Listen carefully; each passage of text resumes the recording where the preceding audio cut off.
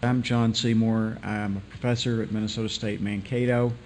Got involved with IDF some years ago. My career has been as a family therapist working with families with chronic illness. What I didn't understand that I was after training, going to create a family with two family members with primary immunodeficiency. So I have worked it and I've lived it, and along the way got involved with IDF, and right now serve as chair of the Board of Trustees. But today I have my family therapist hat on for a few minutes with you, and but I want to say with my Board of Trustees hat, welcome and thank you for having been here, and a special recognition to the first Marcia Boyle Special Service Award who's here with us today, Buffy.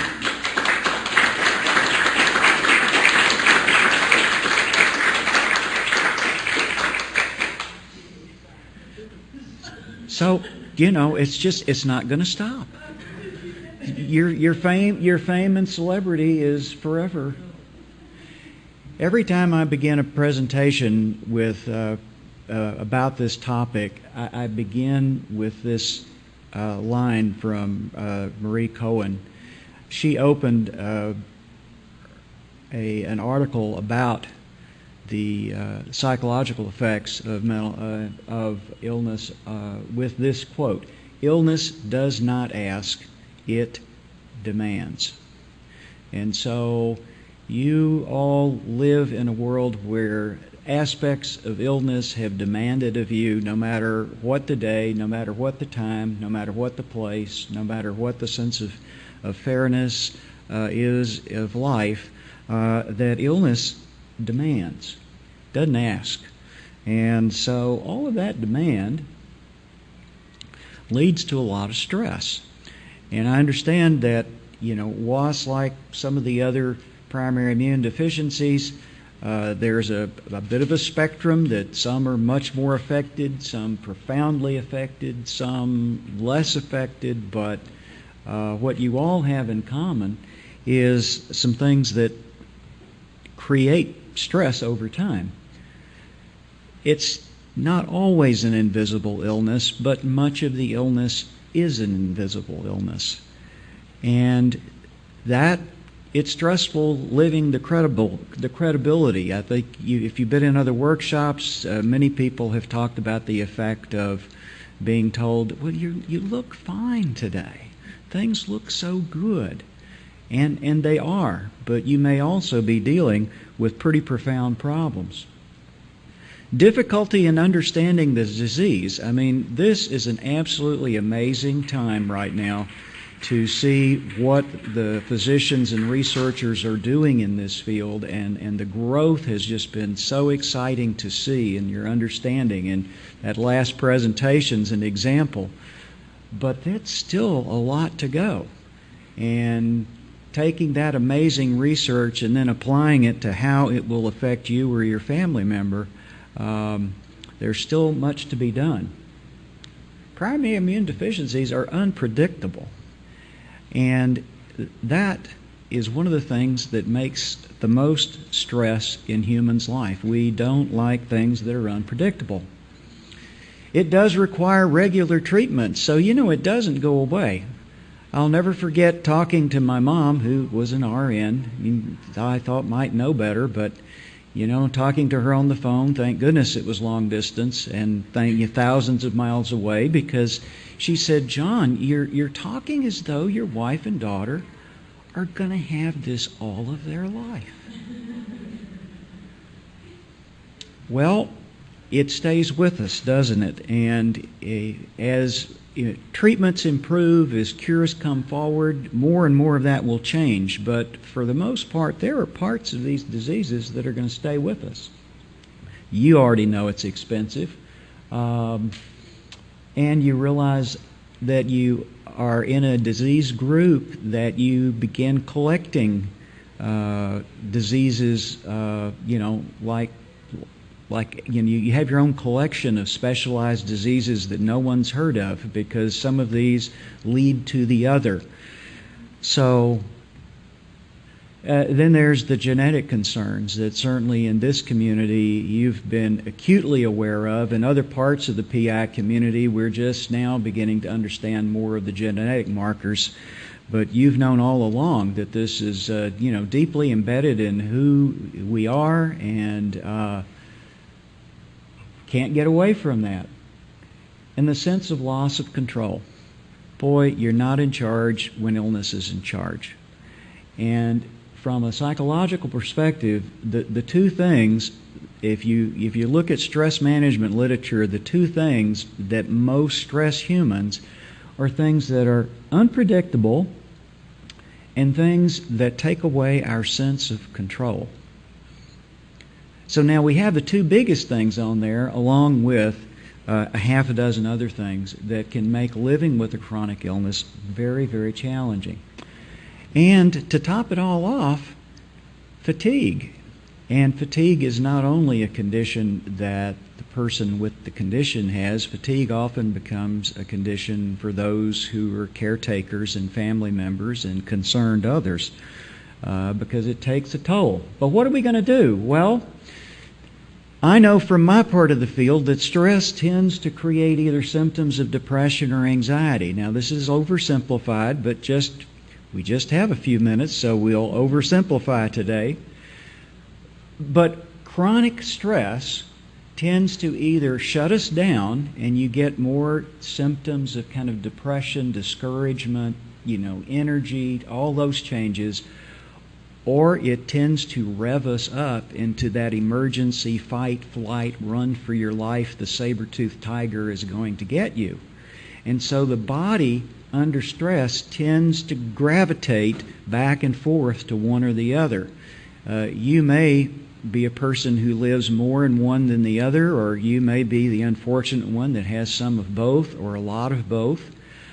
You might be a few of the very fortunate people that you don't have those, and good for you, because I'll bet you're probably already doing what I'm going to remind you to do in a few minutes. So you can just check your email while I go through what to do about this, because you have already got it. But just so that we know what we're talking about, signs of depression, sadness and feeling down, the loss of interest in activities, excessive guilt. Oh my goodness, I was at a table here at this conference just 2 days ago when the family sharing the table was giving the discussion of who gave who the wrong gene. As though it's like a holiday gift-giving event. Like, let me go find a mutant gene that I can share with a family member and put it under the tree for the holiday. There's a lot of guilt that goes with that, and it's like, boy, many people don't think about what goes on inside people as we have these conversations. Low energy levels, poor concentration, appetite changes. Some of us tend to stress eat, some of us tend to stress starve. I'll bet you could guess which one is my stressor of choice. Social isolation. And here's a terrible thing. Chronic illness tends to isolate us to begin with, because you're more wrapped up in the care and the treatment, and you have to be very thoughtful about infections, and there's so many special things you have to do. But along with that, when you get discouraged, you don't want to be around people, and so now you add these mental health reasons that people isolate to the physical reasons that we do. Then the sleep disturbance, too much or too little. A real strong sign is people who cannot accept positive feedback. That is actually a very strong indicator of when depression's getting the best of you. When you just cannot, when the good things just cannot get into the ear canal and into your brain, and you have a sense of confidence about yourself, and a sense of hopelessness and incompleteness. I do need to say that some people who get profoundly depressed are suicidal as well. So those are some pretty tough signs. Signs of anxiety, the dramatic is a panic attack, but many of us experience smaller versions of that, like worry, ruminating. You keep thinking about things. But notice how dealing with a chronic illness amplifies some of these things. What do you have to do with a chronic illness but ruminate? Oh my gosh, what time is it? Which medicines did I take? What appointments do I have? Did we arrange for this? Do we arrange for that? While I'm in the cities at the doctor's appointment, who's picking up the kids at home? There are some built-in parts of chronic illness that tend to create even more stress. The insomnia, and then the heart rate, muscle tension, irritability. Notice how physical some of these are. And then a lot of times anxiety creates a lot of non-specific, hello there. That's all right. And lots of stress. So we know all of these things, but here's what I want to show you. How do symptoms get worse? Well, they get worse roughly in a circle, and they can start anywhere in this circle. But body changes. As the body changes and experiences more symptoms, it profoundly affects how we think. And as you experience those body problems, our thinking changes. As our thinking changes, our feelings change. They tend to get more negative and more hopeless. That changes our behavior, and as our behavior changes, it changes our relationships. And the terrible thing is, once we start changing our relationships, that begins to reinforce this terrible circle. Because we begin to isolate, so we are less connected to people, so more body symptoms, we have more thoughts to deal with, more feelings to deal with, more troubles with behaviors, and then our relationships impact even more. Now, here's the great news. Let me show you the next slide. Wait, isn't that the same slide? No, it's not. How symptoms improve. What I would like for you to be able to take home with you is that the experience of chronic illness and the mental health experience of dealing with chronic illness, they all are caught up in this circle. And to effectively care for your loved one, to take good care of you, to take good care of the sibling who is not affected. All of those things, this little picture helps you to unlock what I need to do. Because the same way the troubles start is the same way that you create a plan on how to keep stress from overcoming you with chronic illness. Because if the smallest changes that you can make in your body improvement triggers small changes in thinking for the better, small changes in thinking for the better lead to this just small shred of optimism or hope that actually gets you moving to the next more positive coping behavior, which typically includes reaching out and working relationships, which then begins to feed back. So the good news and the bad news is this slide. So this is how chronic disease and mental health begin to pull you down. This is also how they pull you out. So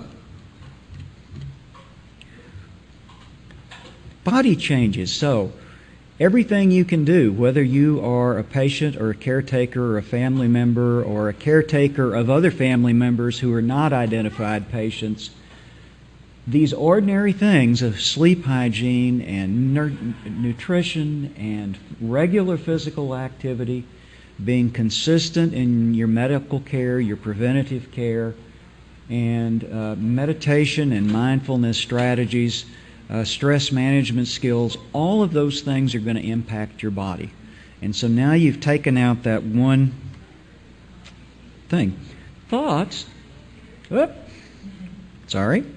thoughts, manage your incoming messages. Get very, very aware of all that you're hearing. And like those people at the table the other night, I just wondered, what did they hear as their spouse said, well, you know, he gave them this. And it's like, well, you know, it's like this is not a patient-client relationship right now, but I think of a few things I might want to do at the table. But anyway, but people say those things because of the fear, the desperation, and the caring that goes in to family life. When you really care, you really get upset about things, and that's what makes families so wonderful, because we care enough to keep caring and be persistent. That same persistence, however, sometimes leads to a lot of anger and impatience and pushiness.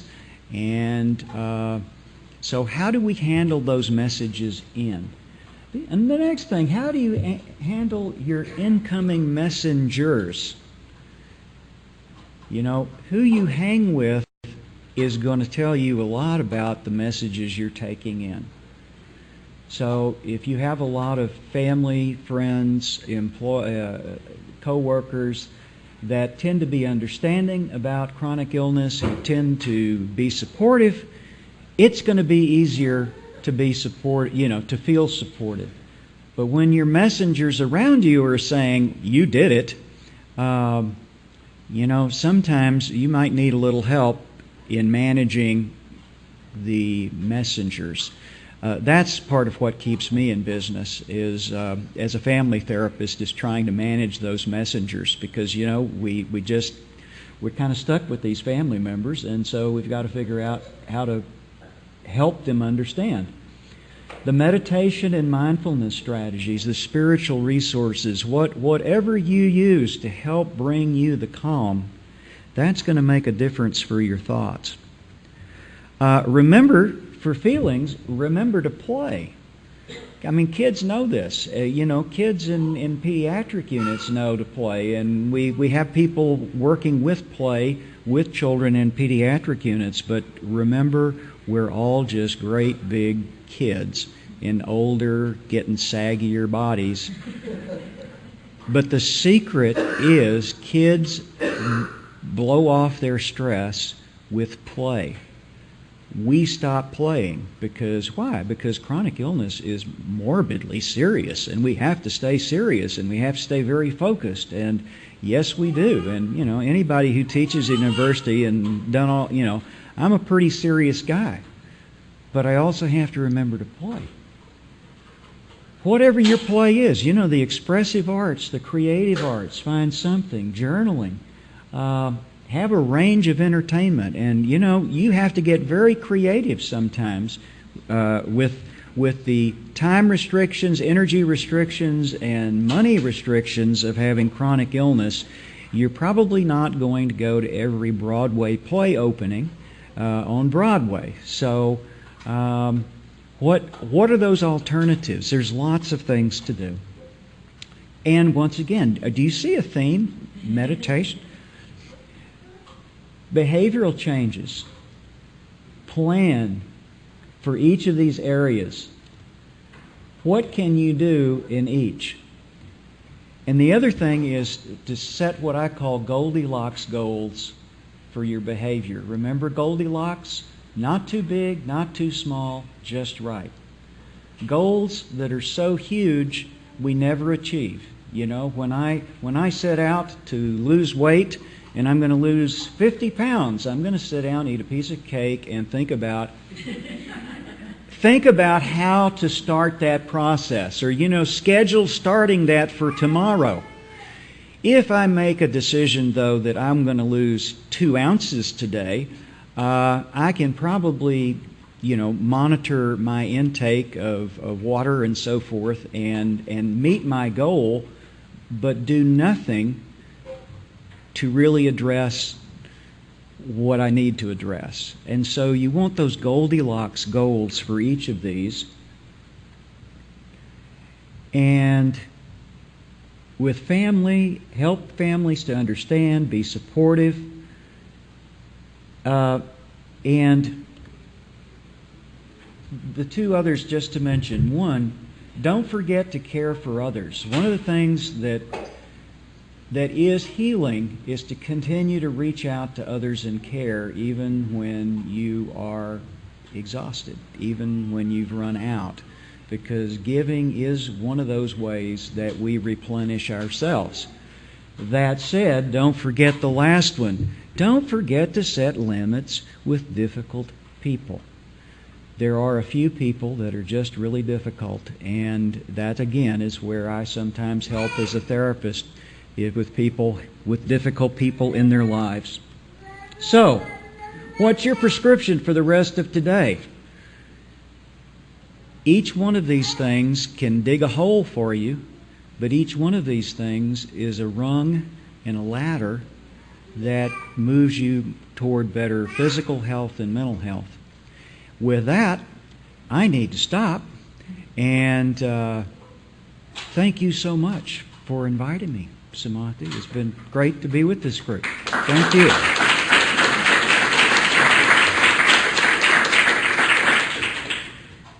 And there's our smiling zebras.